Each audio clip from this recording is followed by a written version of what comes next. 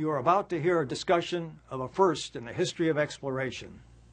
The most distant human-made object, NASA's Voyager 1 spacecraft, is in interstellar space, the space between the stars. This conclusion is possible because of data from the spacecraft's plasma wave science instrument, built and operated by the University of Iowa and a team led by Don Gurnett. The 36-year-old probe is now sailing the uncharted waters of a new cosmic sea, and it has brought us along for the journey. Now let's talk about the details of this historic announcement. Ladies and gentlemen, as you've just heard, today is a historic moment for NASA, the Voyager team, and in fact, humankind. My name is Dwayne Brown with NASA's Office of Communications. We have a lot to cover. We're going to get right into it, but a reminder that all of the information you will hear today and much more is on our website at www.nasa/Voyager. Join the conversation. A lot will be talked about today. Twitter, Facebook, and other social media venues. And join the Q&A session. Send in your question at #AskNASA. Before I introduce our panel, to give opening remarks, would you please welcome an astrophysicist, 5-time flown space shuttle astronaut, and head or associate administrator for NASA's Science Mission Directorate, ladies and gentlemen, Dr. Don Gurnett.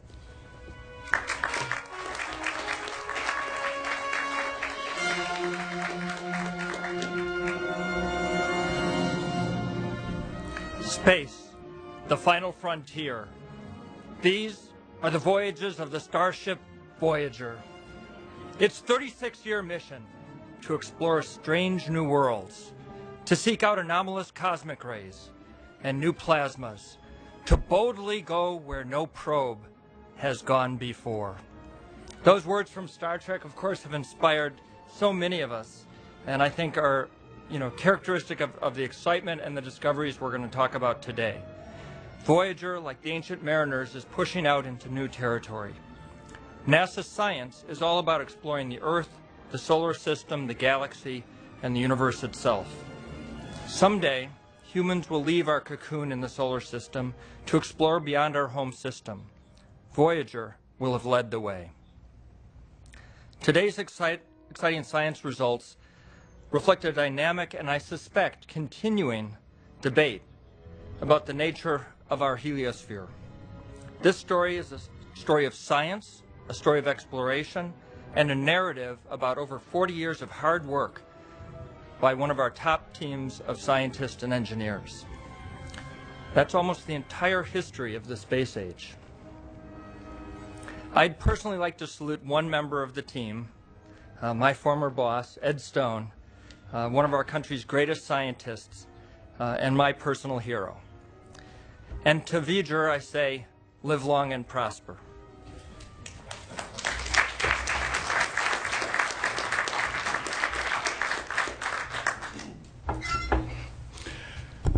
Thank you, sir. Okay, now to our panel.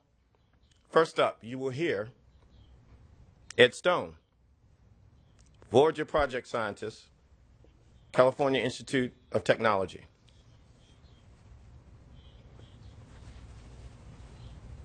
Don Gurnett, Voyager plasma wave investigation principal investigator, University of Iowa.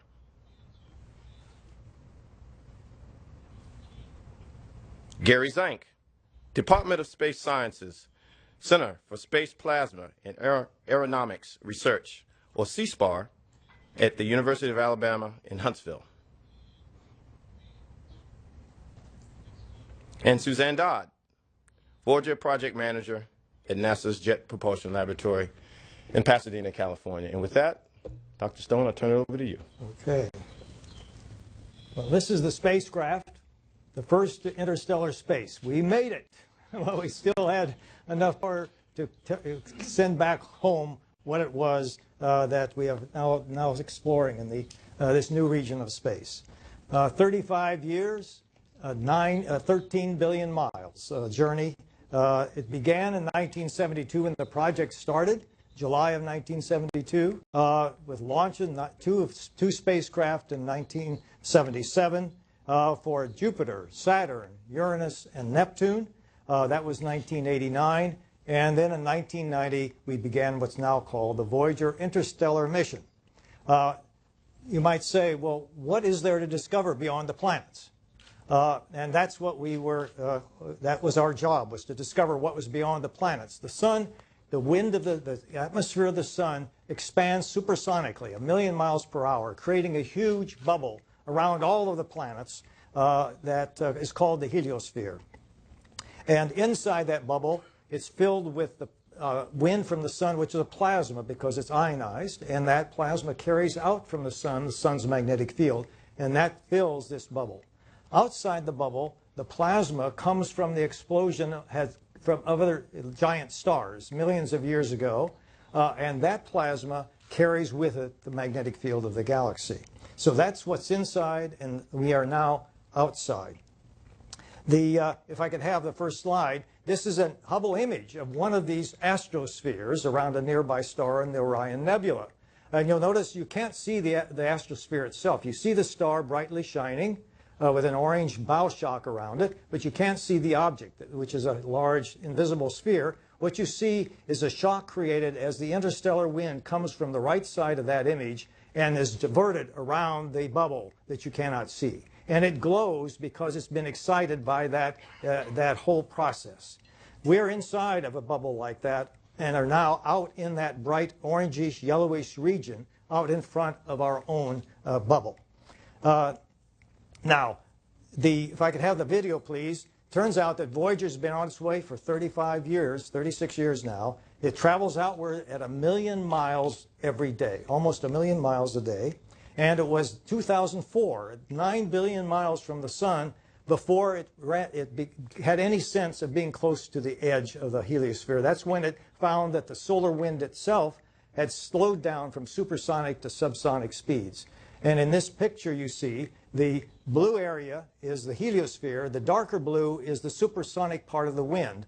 And Voyager 1 crossed into the layer that's beyond that, the blue or somewhat darker blue area, in December of 2004, 9 billion miles from the sun. It was another 4 billion miles before it reached the edge of the bubble, and that was in August 2012. That's when we saw the energetic particles inside the bubble leak out and disappear, and that's where we saw for the first time the lowest energy galactic cosmic rays, which are in the space outside, where suddenly could be seen. And from that point of view, it looked as though we had crossed into interstellar space, but we did not, in fact, we're not able to conclude that. You might say, why didn't we know in August last year that, in fact, we crossed into interstellar space? That's because the boundary really is the boundary between these two plasmas, the solar plasma, the wind, and the interstellar plasma. And unfortunately, our plasma instrument does not work on Voyager 1. So we could not directly measure these two plasmas. So we used a proxy, and that proxy is the magnetic field carried by the two plasmas. The field carried by the sun is directed like this. The field we thought carried by the interstellar wind was like this. So we thought when we crossed the boundary, we would see the field rotate. Well, we crossed the boundary, and that's what happened. No change in direction, just an increased strength of the field. So we couldn't conclude that, in fact, we had changed plasma environments. We couldn't directly test that idea. So what do we know now that we didn't know a year ago? Well, we were very fortunate that the spacecraft has on it, besides the magnetometer, which is what we used as a proxy, we also have these two 10-meter antennas, which are part of the plasma wave science instrument that Don will talk about in a moment. And that was very important because it gave us another way to measure the plasma, assuming there were some waves in the plasma.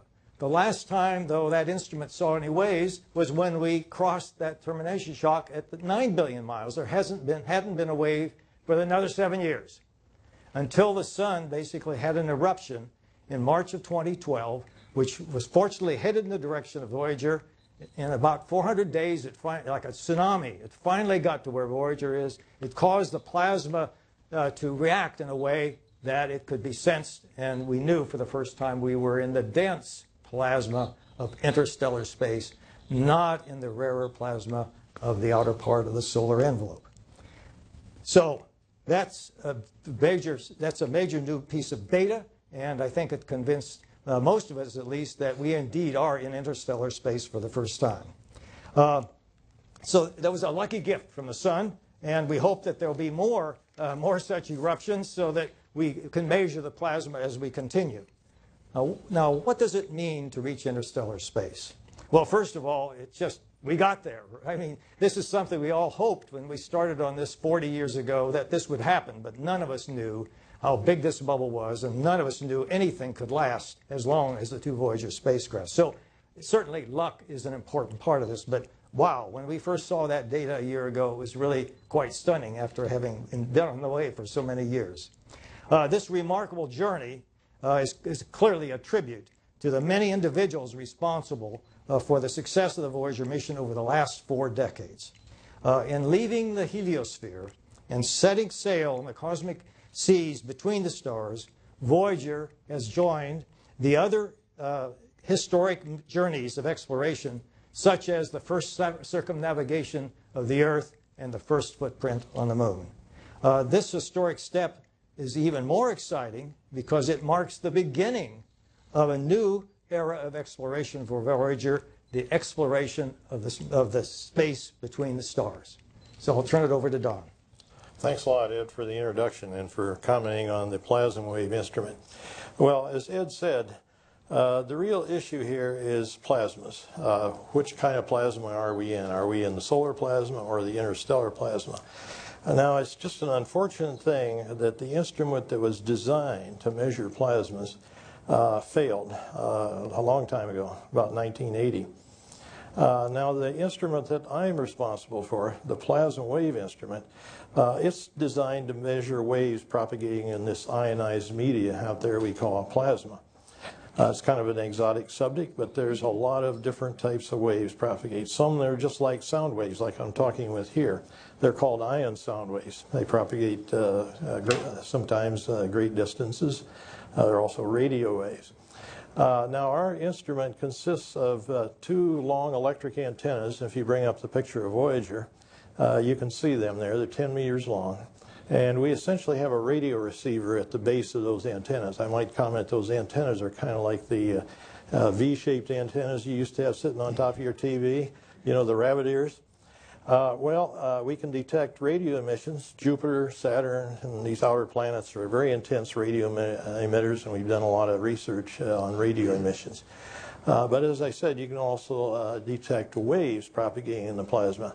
Now, there's one type of wave that's particularly important for us. It's called an electron plasma oscillation. You'll have an exam afterwards. I'll quiz you on the properties of this.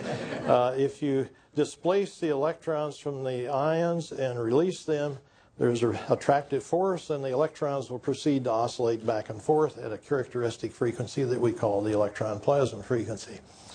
It turns out this oscillation frequency is directly related to the plasma density, the number of particles, say, per cubic meter.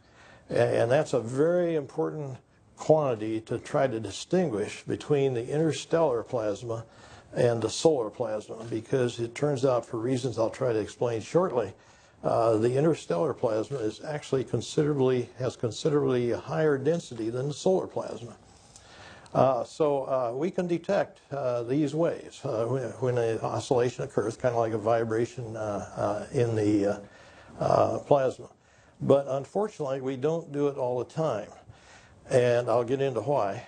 For example, when we saw the cosmic ray changes, unfortunately, we didn't have any plasma oscillations, so we couldn't tell you the density. Now, okay, so when can we measure the plasma oscillations? Well, it's got to do with the presence of an electron beam. You know, it's like in a wind instrument. If you got air blowing in a wind instrument, you sometimes get a distinct pitch or sound, sort of like that. Okay, where do we get electron beams? We get those from solar events. Big explosions on the sun that eject plasma out from the sun, called coronal mass ejections, and you can run the SOHO image there. that'll show some examples. SOHO image, I hope it's running. Anyway, these ejections come out at very high velocities, over 1,000,000 miles an hour. And sometimes they're very dense. A blast of plasma coming out from the sun propagates great distances. Takes almost a year to get out to Voyager distances. Ahead of those blast waves, electrons are accelerated at the shock that's in front of them, and they stimulate our plasma oscillations.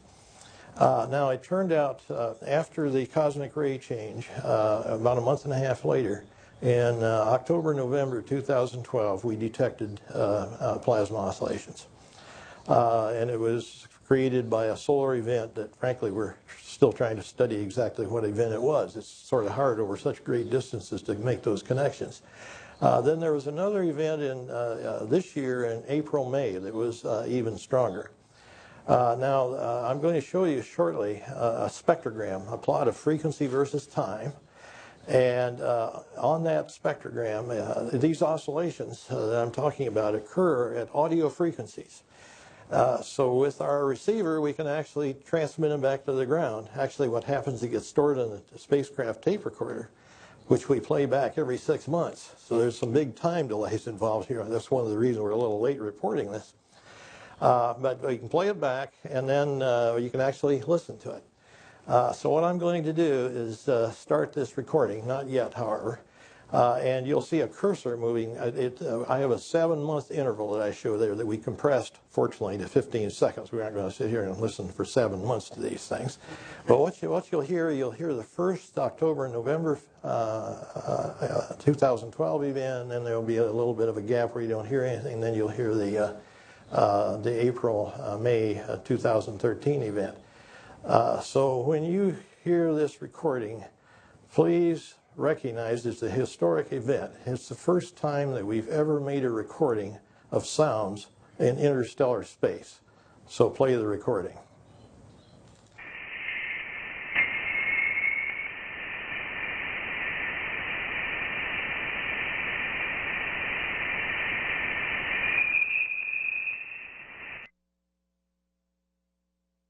Sounds, as I tried to explain, from the frequency, we can compute very accurately the plasma density. And it turned out to be about 100,000 per cubic meter, just almost exactly what we expected in the interstellar plasma. In fact, when we saw the first event, myself, my colleague Bill Kurth, we said we're in the interstellar plasma. Now, you'll notice another thing in that recording. The frequency was increasing. Let's play it again. I put a dashed line on the spectrogram so you can kind of get an idea how it's increasing. So play the second recording.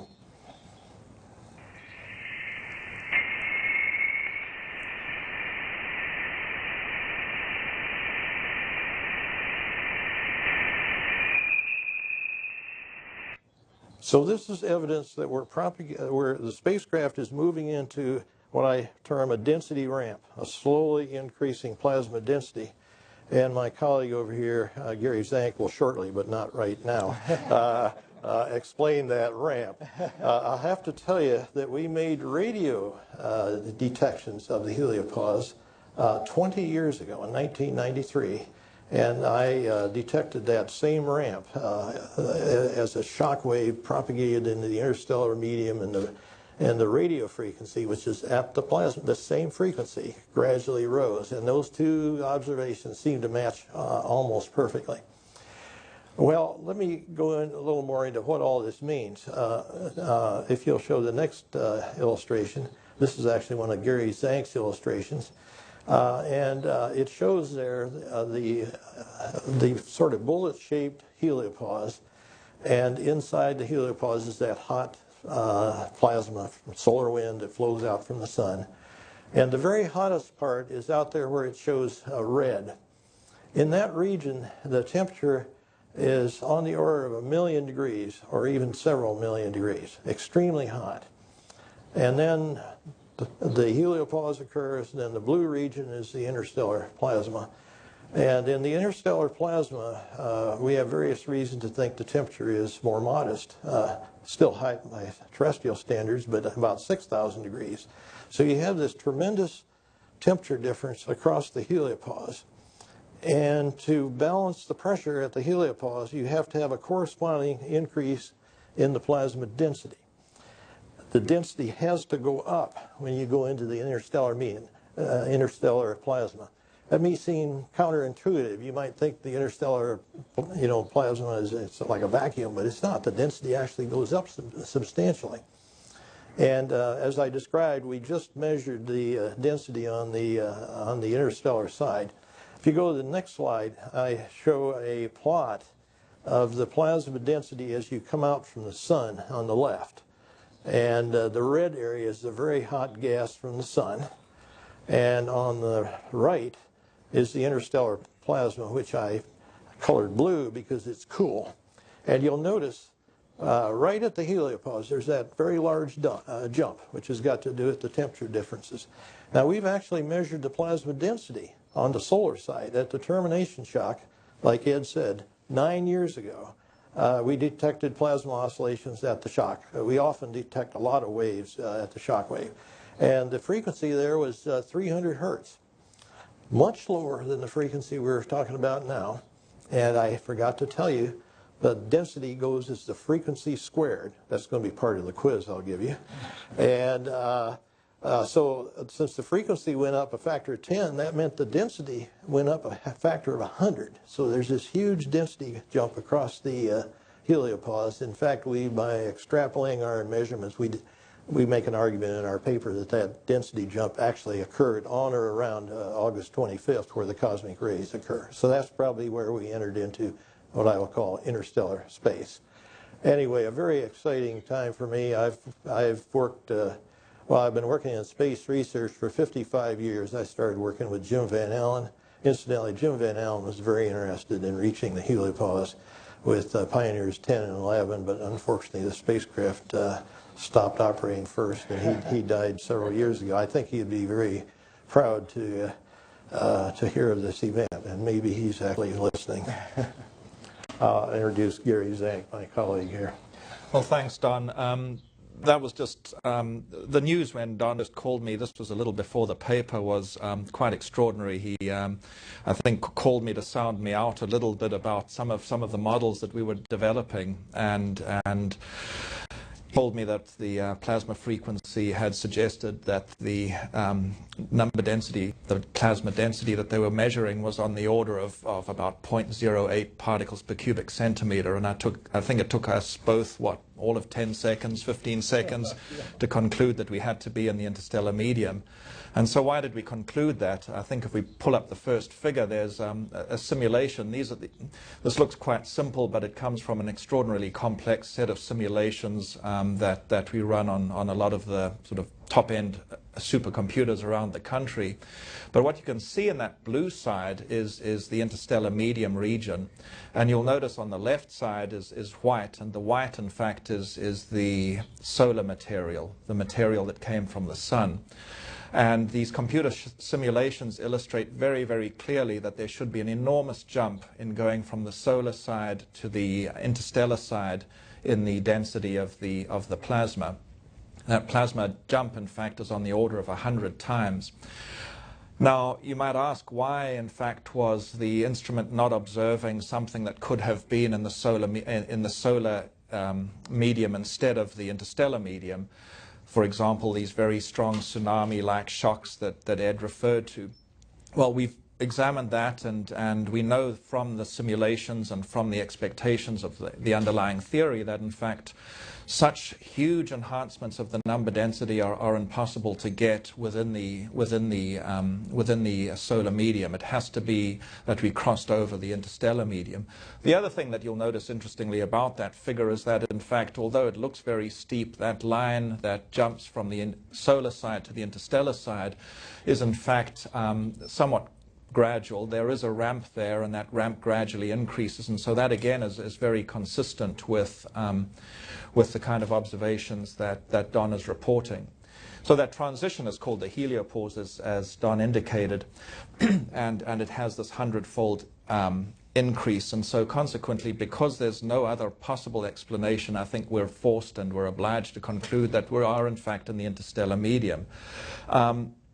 This is truly a remarkable achievement, I believe. It's very hard for us, as I said, to comprehend that, the space age started 55 years ago, and in that period we've actually exited the solar system, we've exited the material that's created by the sun, and we're in a truly alien environment. The material in which Voyager finds itself is not created by the sun. It's created, in fact, by our neighboring stars, supernova remnants, and so forth. And so Voyager, in some very real sense, is material that's not from the medium in which it finds itself. So we've truly crossed over.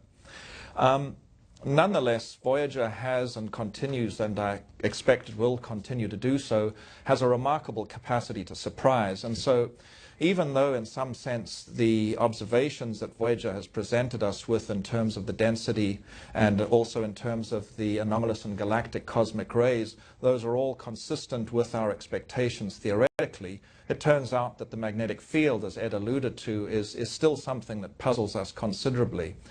And if we go to the next slide, our expectations were that the interstellar medium had a magnetic field that was oriented in a certain direction, and the interplanetary magnetic field, which is effectively like a big Archimedean spiral, meant that the orientation between the magnetic field on the solar side and the orientation of the magnetic field on the interstellar side would be somewhat significantly different, possibly by as much as about 30 degrees.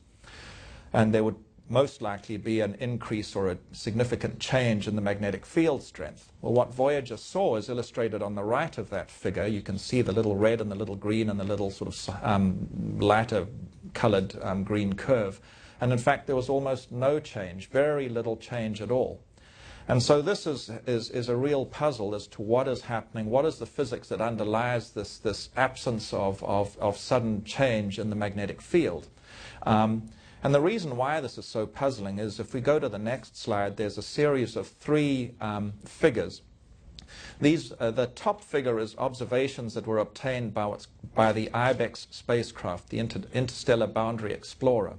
And what it shows is, in a sense, messengers, and very energetic particles that are created, neutral particles that are created in the boundaries of this region, that come to us and are measured by the spacecraft at 1 astronomical unit.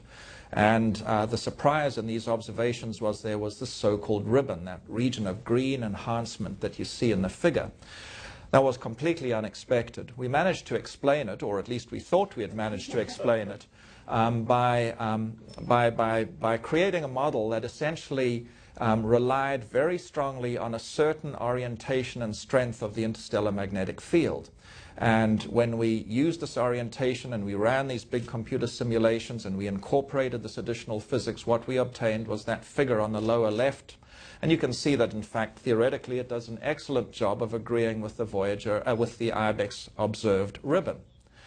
Unfortunately, if you change that magnetic field around and change its orientation and even its strength, you end up with something that looks more like the bottom panel on the right, which is a ribbon that doesn't agree with the observations at all. So we have now two constraints. One is, we're in the interstellar medium. Voyager has told us that. The interstellar plasma density is significantly high, and there's almost no other conclusion that we can come to. And on the other hand, we have a magnetic field that can explain IBEX observations, and we have no theory whatsoever to bridge this gap. So we're in the fortunate position, I'm not sure if Ed and Don agree, but we're in the fortunate position of having another good few years of trying to explain this and trying to persuade people that they need to continue giving us a lot of computer time and money and effort to allow us to figure out just exactly what is going on. And in a sense, this is only really the beginning. Voyager, as I said, has this rather remarkable capacity to surprise at every turn. And we're now going into a completely new environment. It's truly alien. It's not part of the solar system. We've stepped into the galaxy. We're out of our solar environment. And what Voyager is going to discover truly beggars the imagination. I think that, at least for theorists, we've got 10, 20, 30 years of great fun and excitement ahead of us. And I'm looking forward to it. For me, just to end on a personal note, it's been truly remarkable. I was in high school in a different country altogether when Voyager was launched. I did not know of Ed, I did not know Don. It's been a privilege to get to know both of them, of course. But Voyager has had this capacity not only to do fantastic, really groundbreaking and remarkable science that is as Ed described, ranks with the greatest voyages of discovery of humankind, but it's also bridged generations of scientists across. And as I said, this is a mission that's almost as long as the space age itself, and I've had the opportunity of witnessing, in a sense, the launch, and now being at what to me is a culturally and historically changing moment in humankind. We've put something into interstellar space. It's our first step into the galaxy, and for a younger person, my daughters tell me not that I'm not a young person anymore, but for a younger person in any event, it's quite humbling to be part of this. So Suzanne, you're going to tell me why an obsolete piece of equipment still continues to function. Yeah, thank you, Gary. Well, I'm thrilled to be here. Wow, that's about all I can say. I'll admit, like Gary, I was in high school when Voyager was launched, and I was a little more concerned about getting my driver's license than I was about watching Voyager launch at the time. But I'm excited to be here and talk to you today as the project manager. And the key point I want to make is that this mission is not over. I think you've heard all of my previous speakers tell you how much more science is out there yet to come. And many, many more discoveries are out there yet to come as well. If we can roll the first graphic. So Voyager was launched at a time where it could take advantage of a unique trajectory, which happens only 176 years. It could reach all the outer planets in a 12-year time period. The last time that could have happened was during Thomas Jefferson's administration. So Voyager 1 went by Jupiter and Saturn. That was the original mission. And then Voyager 2 was able to continue on to Uranus and Neptune.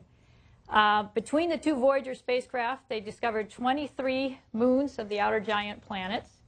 And today, Voyager is traveling away from us in interstellar space at over 38,000 miles per hour. Now, the Voyager spacecraft is old, and because of that, the science team who works on it are what we like to call well-seasoned. And if I can have the slide, the Team 1 slide. This is an image taken from 1972. It's the first Science Steering Group meeting held at the Jet Propulsion Laboratory right after the project was started. You could probably pick out Ed Stone. He's in the front row, the second from the left. His hair is a little darker, and he's looking pretty good as well as the rest of the science team there. And if I can have the next team picture, you'll see how we look today. Okay, so this image was taken on Monday, and it's nearly 40 years after the previous image. And this is the science team. There's about 12 engineers back at JPL who operate both spacecraft. And they've been with the project nearly as long as all the scientists. And what I can tell you about this group is that they are extremely passionate about their science. They are as passionate today. They argue, they banter at each other, they go back and forth at it in these science team meetings, and they're just as passionate today as they were in 1972. So one of the things I want to give you a sense for is the technology and the age of the Voyager spacecraft. So the Voyager spacecraft has only 68 kilobytes of memory on board. Now, I'm going to pull out my smartphone, which all of you have. Okay, this has 240,000 times more memory than the Voyager spacecraft. Okay, but it's the little spacecraft that could, we keep on going. We communicate with the spacecraft every day, both spacecraft every day, and we use the Deep Space Network that's run by NASA. And really, I would say the Voyager and the DSN have grown up together. The DSN has been with us the whole time. Voyager is currently 11.6 billion miles away from us. And the signal from Voyager to the Earth takes 17 hours and 22 minutes one way. Okay, Voyager transmits with a 22-watt transmitter. Okay, that's about the size of your refrigerator light bulb. Okay, when that signal comes down and the DSN picks it up, it's 1/10 of a billionth of a watt. Now, back in February, we were fortunate to have another observatory, the Very Long Baseline Array, which is operated by the National Radio Astronomy Observatory, try to look for Voyager's radio signal. Voyager was 11.5 billion miles away last February, and the VLBA went out there and looked for the signal. If you can bring up the next graphic, they were able to see a blue speck, and this image represents the Voyager radio signal as seen by the world's most sensitive ground-based telescope. It's just a speck in amongst the sea of darkness. Now, I mentioned earlier that this mission can continue for several more years. We use radioisotope thermoelectric generators. They were provided by the Department of Energy. They decay at 4 watts per year. In other words, they lose 4 watts of power per year. So as a project manager and the engineers on Voyager, we have to be very careful to manage that power source so that we can continue to operate the instruments for as long as possible. And we have enough power to operate the fields and particles instruments, which are taking the current interstellar data out to the year 2020. So that's 7 more years we can operate these instruments. And then after the year 2020, we'll be turning off 1 instrument at a time until the year 2025, when all the instruments will go off. But that gives us a good 13, 14 more years to operate the Voyager spacecraft and get science data back from them. We can operate the spacecraft about 10 more years afterwards if we just want to take down engineering data. So where is Voyager going? Well, if we can have the next graphic, that's where Voyager is going. Okay, that star is AC plus 79, 38, 88. Voyager is on its way to a close approach with it in about 40,000 years. It's going to come within 1.7 light years of this star, and it will swing by it, and it will continue to orbit around the center of our Milky Way galaxy. And finally, I just want to comment that I really feel the people who had the vision to create Voyager, who built it and who sent it on its way, they just had an extraordinary vision about the discovery and the adventure. And Voyager was built for scientists, but it's really for all of us. Voyager contains on it, each Voyager has a gold record. This gold record was designed by Carl Sagan and his team.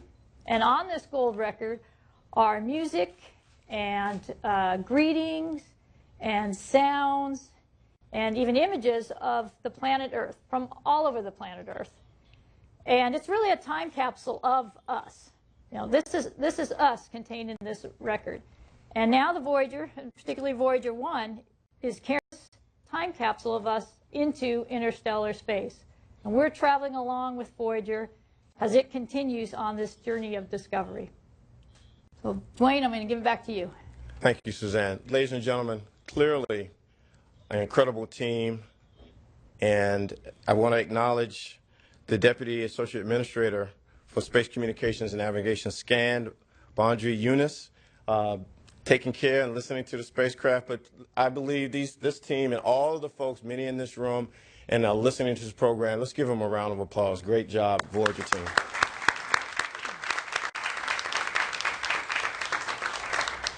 Okay, here's how we're going to do this. We're going to go to the phone lines, but I want to let our folks out there watching, and I'm hearing in my ear there are a lot of you all out there buzzing about this news. Please stay with us because there is an incredible video that we're going to end the program with, so don't go away yet. We're going to go to the phone lines. We're going to take a few questions. A lot of the media around the world have their stories, and we want to thank Working with Science magazine and, of course, all of the work from Jet Propulsion Laboratory and again, the team.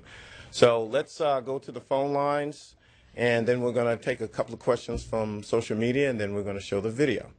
Let me take one question from social media. I think we want to try to go there first. This is my colleague, Jason Townsend, on the case, our manager for social media. Jason, what's going on out in the social media world? Indeed, there's lots of buzz today all over social media about this announcement. So first question comes from Crow Robot. Has Voyager's path pretty well met expectations, or have unknown or unseen gravitational sources modified its course? Its course is very accurately determined by the gravitational forces we're aware of. Okay. Okay, now, we'll come back to social media. We're going to now go to the phone line. And I think we're going to San Francisco. David Perlman, San Francisco Chronicle. David? Well, thanks very much for taking the call. For Don Gurnett, could you explain the results of the plasma oscillation in October and November 2012 and April-May 2013? And were they both the results of a CME from the sun, or what's all that about? Yes, I can comment on that. The last event, the April-May 2013, we're pretty sure that it started with the St. Patrick's Day event, which was in March of 2012. I don't remember the exact dates, because the energetic particle instrument, Tom Kermegis' instrument, he's here, he could comment if you want, saw an effect there that had the right timing.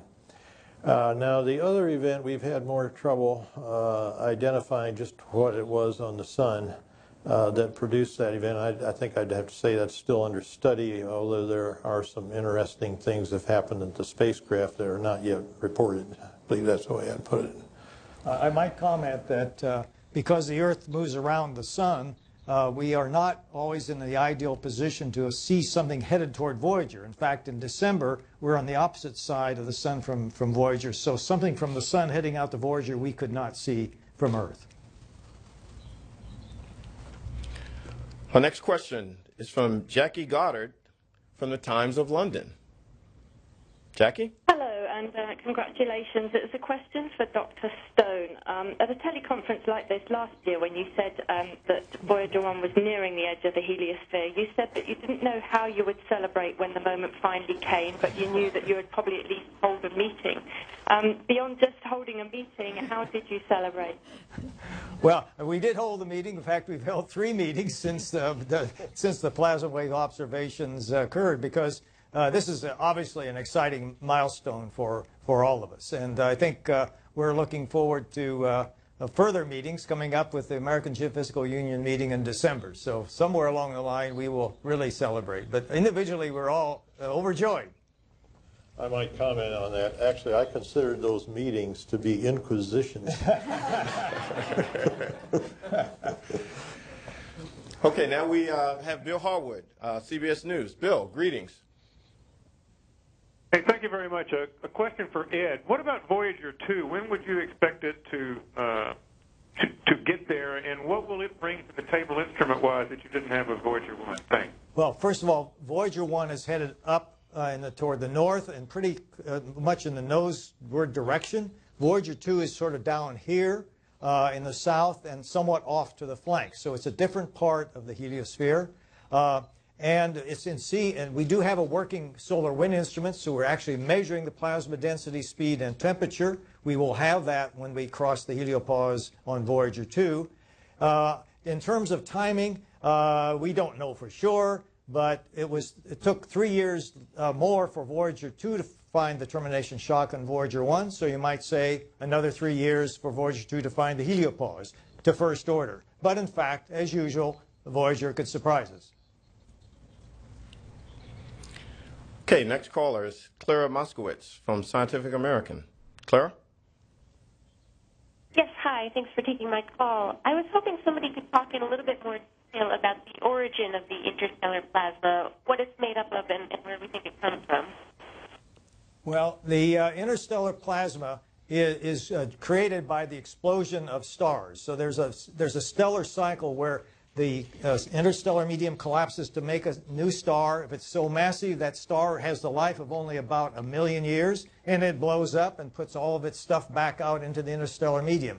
So the interstellar medium is constantly replenished by exploding stars. We do know there were a set of exploding stars near the Earth 5 to 10 to 15 million years ago, and the material we're currently surrounded by is stuff that came from those explosions plus what was there when they exploded.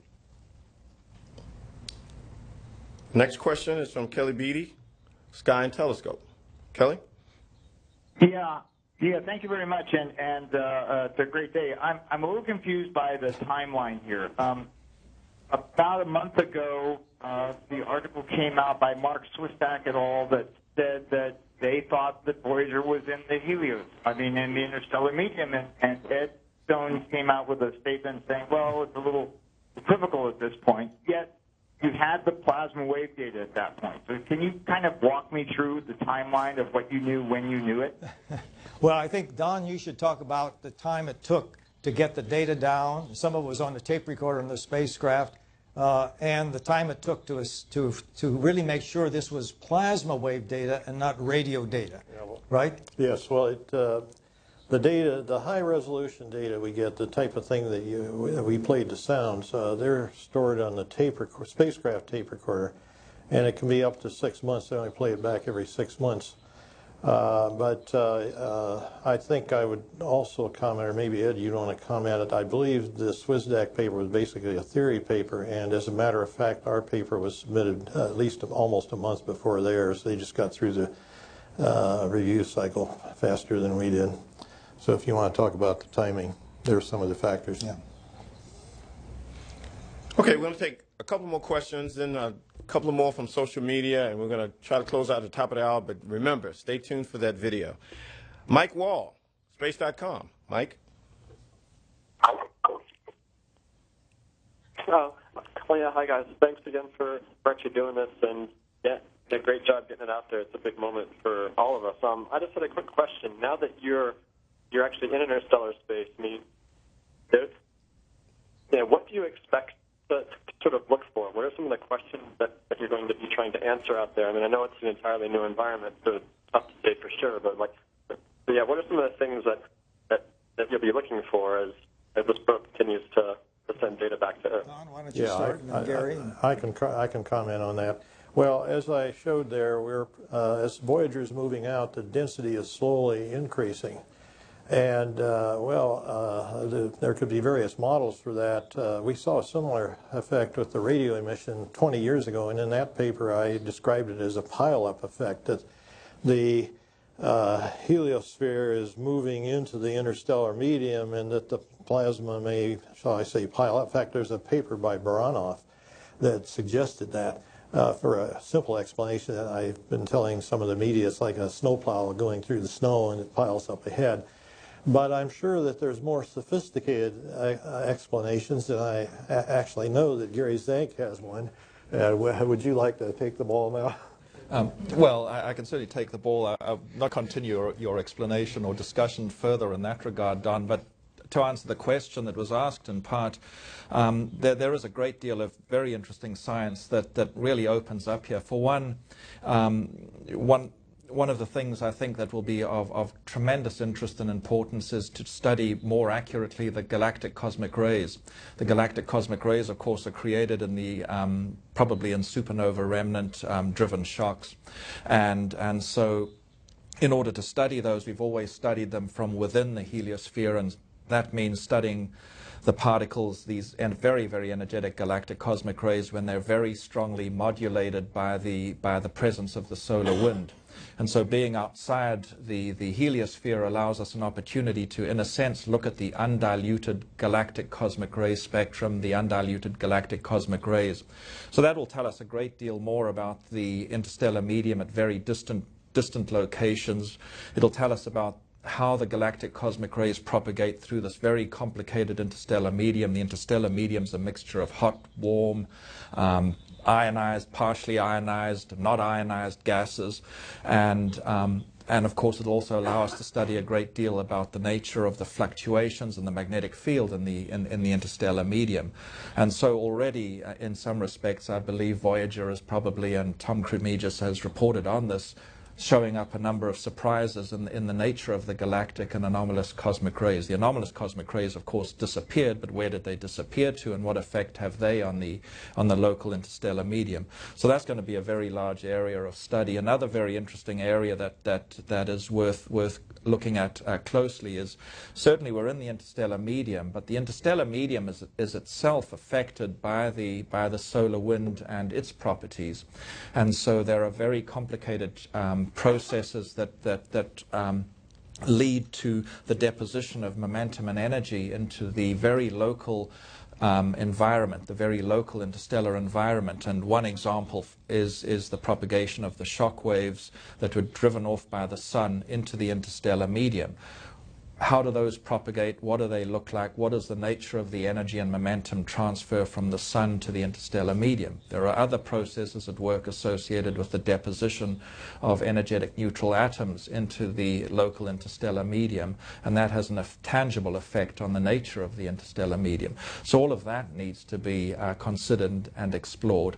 And then, of course, there's just the very basic questions of what is the nature of the interstellar plasma, proton, and electron distribution functions, and how do those differ from the solar wind? We unfortunately can't get at composition, but we can learn an enormous amount about the interstellar medium that we previously only understood from looking at using remote observations that are typically integrated over many parsecs. So for the first time, we're actually going to be able to put our hands into the interstellar medium and look at the stuff and ask what it does and what characteristics it possesses.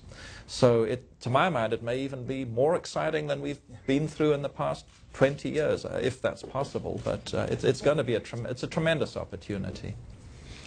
Okay, we're getting close to the top of the hour. We're going to go to social media, and we'll take one more. And I believe you have another social media event happening later on this afternoon. You may want to share that, Jason. Indeed. This question comes from Twitter user Jason Major. Will Voyager ever be able to take a picture of our sun or solar system from beyond the heliosphere? We took a portrait of the solar system with Voyager 1 in 1990, and after that we unloaded the software on the spacecraft to run the cameras, and we no longer have the computers, which are quite old by now, on the ground to process the data. And as our power supply has gotten smaller and smaller, we would not have enough power to turn those instruments back on at this point. So no, we cannot provide any more images.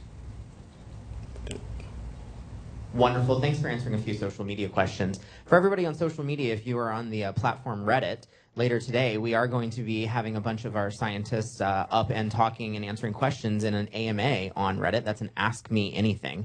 So if you look on the subreddit on there for an Ask Me Anything thread, we'll be there later. It's reddit.com. Thank you, Jason. So ladies and gentlemen, clearly we want to thank you for being here. Before we get to the video, a couple of notes here. Again, all of this information and more is available on www.nasa.gov/Voyager. And our social media, as Jason said, is deeply abuzz on what's going on. So let me set up this video for you. Very cool. Over the past several months, folks were asked what message they would send to Voyager to commemorate its arrival in interstellar space. What you're going to see are some of those messages. You know, when Dr. Grunsfeld was up here, that Star Trek context, the audio was low here, but he created quite a buzz when the Star Trek theme was playing while he was talking, so check the internet for that. But you will recognize faces here from Star Trek and from other places. And I think, John, me being a Trekkie, and I think they're Trekkies, and I know you Trekkies out there, if Mr. Spock was here, he would say something like, fascinating. Thanks for joining us, and enjoy the video. Thank you for joining us on this historic moment.